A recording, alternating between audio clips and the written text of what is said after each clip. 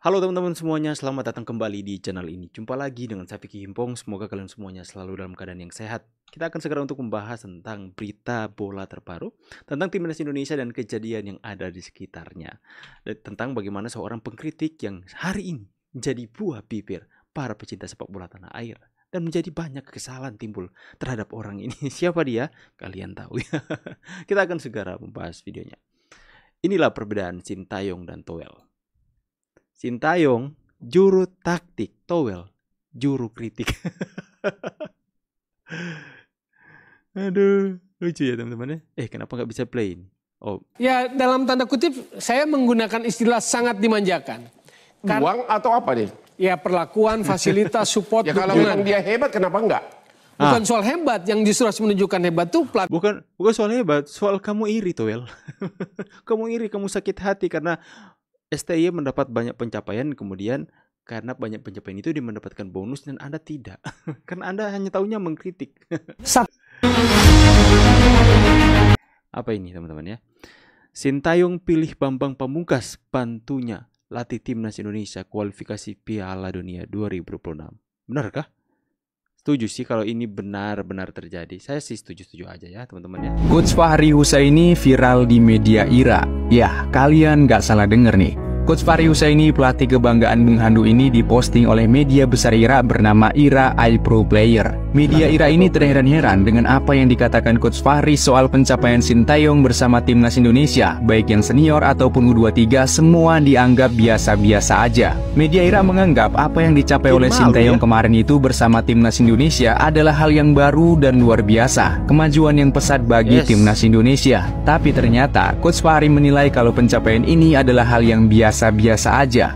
Postingan akun media IRA itu pun banyak dikomentari netizen IRA yang mengatakan kalau Coach Fahri itu adalah Hakim Syakir cabang Jakarta. Nah ternyata di IRA sana juga ada loh mantan pelatih yang kelakuannya mirip seperti Coach Fahri yang suka membanggakan pencapaian yang pernah dia raih di timnas kelompok umur. Tapi giliran dia yang melatih timnas senior IRA hasilnya melempem.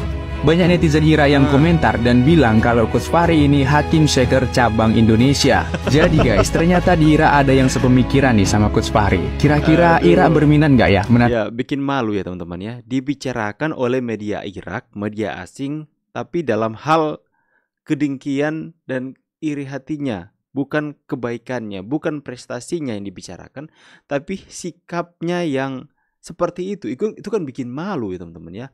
Itu dia karena suka mengkritik timnas Indonesia, bahkan itu bikin malu sampai ke luar negeri, sampai media di luar sana memperbincangkan soal sikapnya yang dinilai itu bikin heran ya. Soalnya pencapaian yang dicapai timnas Indonesia hari ini adalah baru dan perkembangan pesat dari timnas Indonesia. Kenapa orang seperti Coach Fahri itu menganggap itu adalah hal yang biasa saja ya? Bikin malu kan ya. Sampai ke luar negeri diperbincangkan sikap kedengkiannya itu.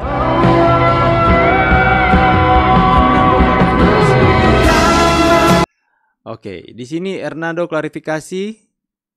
Oke, ini adalah klarifikasi Hernando yang sudah dipostingnya ya. Dan ini Coach Fahri Husaini sudah pun mengklarifikasi tentang klarifikasi dari Hernando. Saya pikir klarifikasi ini nggak akan berpengaruh ya. Ini adalah sebuah statement yang viral dari Hernando Ari dalam sebuah podcast yang mengatakan bahwa ada yang menyinggung soal pemain titipan di zaman seleksi yang dilakukan oleh Coach Fahri Husaini ya.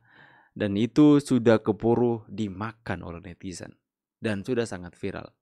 Kenapa ini sangat cepat menjadi asumsi yang mutlak oleh masyarakat? Ya karena setiap perilaku dan tindakan, setiap kritikan dan sikap dari Coach Fahri Husaini ini terhadap timnas Indonesia itu membuat curiga masyarakat Indonesia. Yang kemudian ketika Hernando mengeluarkan pernyataan yang dinilai blunder ini ya, pernyataan seperti itu langsung serta-merta netizen langsung, oh pantasan kamu selama ini seperti ini. Ternyata di era seleksi yang Anda ketuai, ada pemain-pemain titipan yang disampaikan oleh Hernando seperti itu. Ya, dan itu menjadi kesimpulan publik. Ya, kenapa Coach Fahri sikapnya seperti ini hari ini. Dan sekalipun Hernando itu melakukan klarifikasi itu tidak akan mengubah apa-apa, tidak akan mengubah persepsi yang sudah berkembang di tengah-tengah masyarakat. Ya, beda halnya jika dia mengatakan bahwa itu terjadi dalam era Sintayong, itu tidak akan seviral ini. Tapi karena itu dia mengatakan itu terjadi karena dalam era seleksi yang diketuai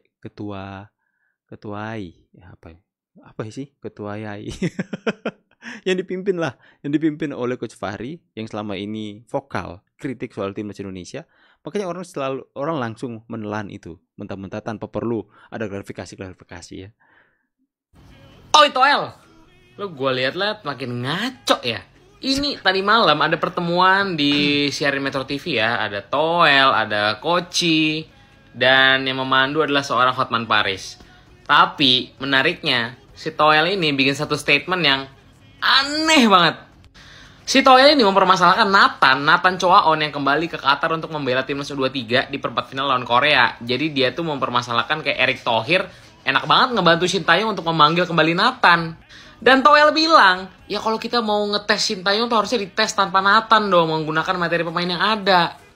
Gila, ini udah perempat final cuy.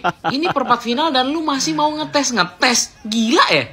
Ya menurut gua aneh aja, lu bisa menggunakan materi pemain terbaik lu, tapi lu memilih untuk nggak usah buat ngetes kemampuannya. Woi, lu mau lihat apa lagi dari Coach Sintayong? Ini udah sampai perempat final, masih mau dinilai lagi, masih mau dites lagi, mau di tes lagi kemampuannya gitu loh, nggak waras ini Toel. Jadi kita pun jangan mengeluh kalau dunia internasional hari ini pun agak-agak takut sama kita. Yes.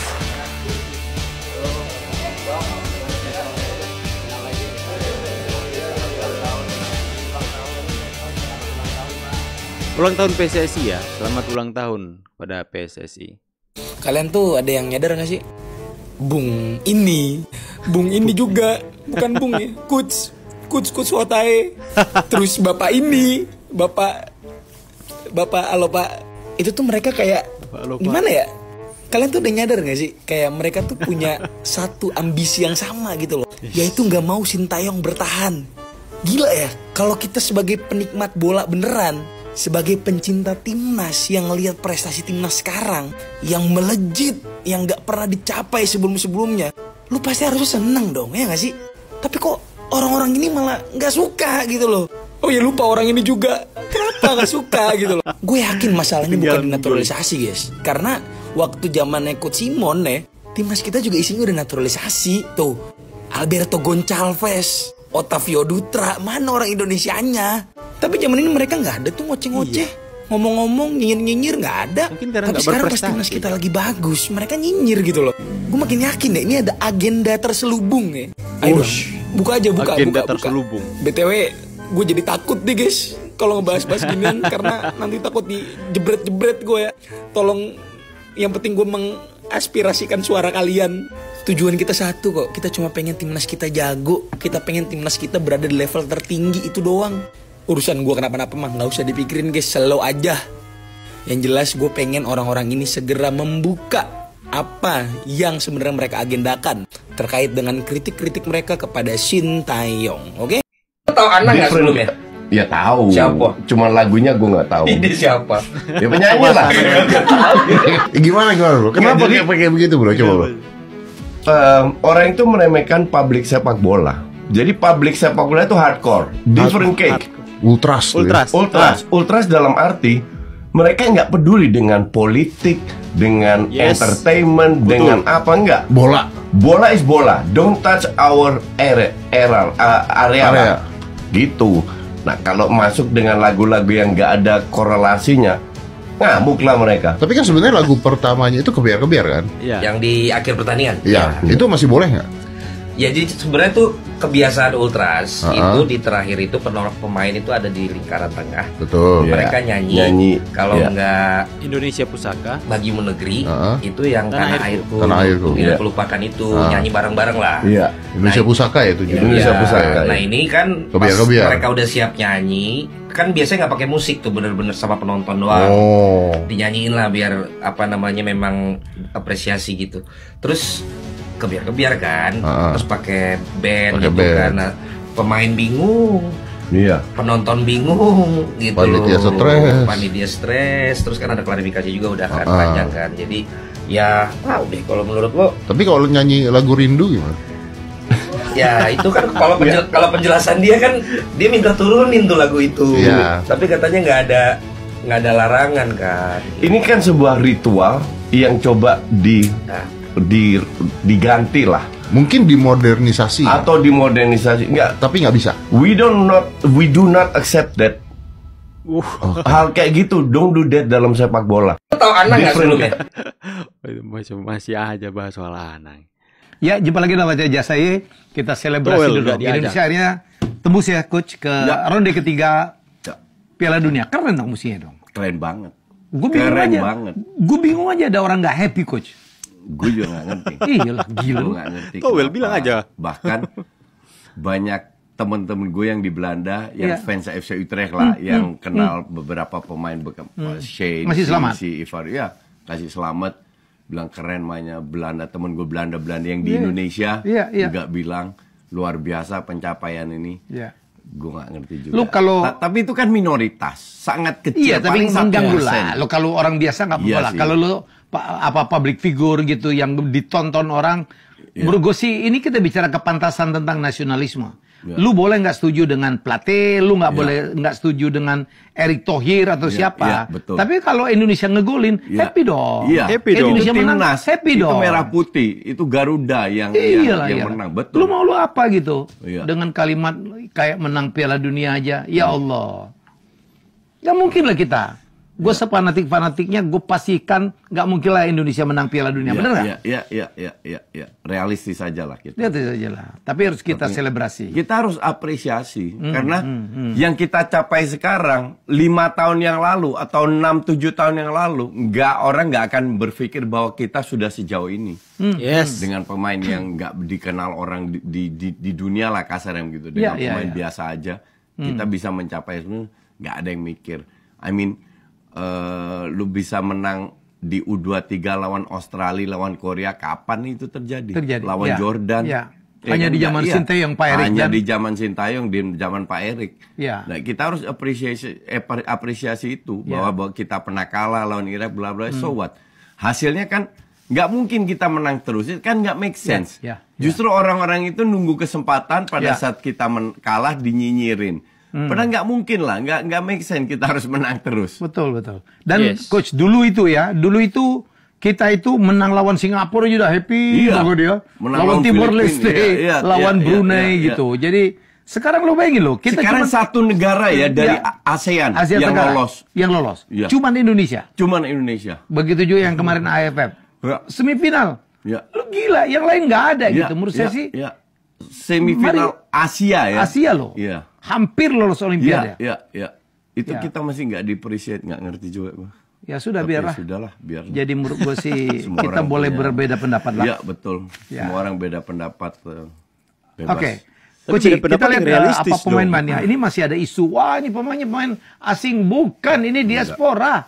Darahnya darah Indonesia. Dan kalau perhatikan deh, dari 12-13 pemain diaspora yang kita miliki, rambutnya tidak ada satu yang bule. Semua rambut hitam. Atau dark, coklat tua. Semua gelap, gelap. Kemarin gue interview sama Tom Haye, Shane Patinama, itu Verdong. Semua. Siapa lagi Kelvin Verdong. Yang mungkin Kelvin Verdong sama si Ivan Dian mungkin agak coklat ya, tapi lainnya gelap semua bajunya. Dan kelihatan, nah ini karena mereka memang punya darah Indonesia. Nggak ngarang lah kan? Iya, jadi untuk gue ya lucu aja gitu loh, lucu aja kok dipermasalahkan. Mereka tuh cari celah, haters cari celah bahwa untuk mengkritik, padahal ini udah di luar ekspektasi kita. Bahwa kita punya pelatih dari luar itu kan bukan pertama kali, sering kali, kan? Banyak. Ada nggak yang prestasinya kayak gini? Kan bisa dibilang nggak. Kalau ada pun mungkin long time ago, di mana Korea, Jepang belum main bola secara benar, ya kan? Sekarang kan persaingan jauh lebih ketat. Negara-negara yang 50-40 tahun yang lalu, 50 tahun nggak dianggap sama sekali, sekarang udah naik. Ya, Jepang mulai J-League tahun berapa itu? Ya. Kan kalau nggak salah pertengahan 80-an kalau nggak salah. Ya. I mean, ya kok kita nggak bisa appreciate Dan perkembangan. naturalisasi kan beda dengan zamannya dulu. Siapa yang ada Lopez, ada Kolo, ya kan? Kalau Greg sama ada berapa? Lebih enak mendengarkan perbincangan podcast dari Coach Justin, Pak Helmi ya. Lebih realistis ya. Perbedaan pendapat boleh saja, tapi realistis dong ya. Masa Anda tidak senang dengan kemenangan Indonesia? Anda negara apa? Tinggal di negara apa Anda? Masa yang dia mau Indonesia kalah? Yang dia mau itu Indonesia tidak boleh mencapai prestasi. Orang-orang seperti mereka ini kurang ajar sebenarnya. Aduh, nggak habis pikir juga teman-teman ya. Kalian bebas untuk mendeskripsikan apa yang sudah kalian dengar di berita hari ini di kolom komentar. Saya pamit dulu. See you next video and God bless. Bye guys.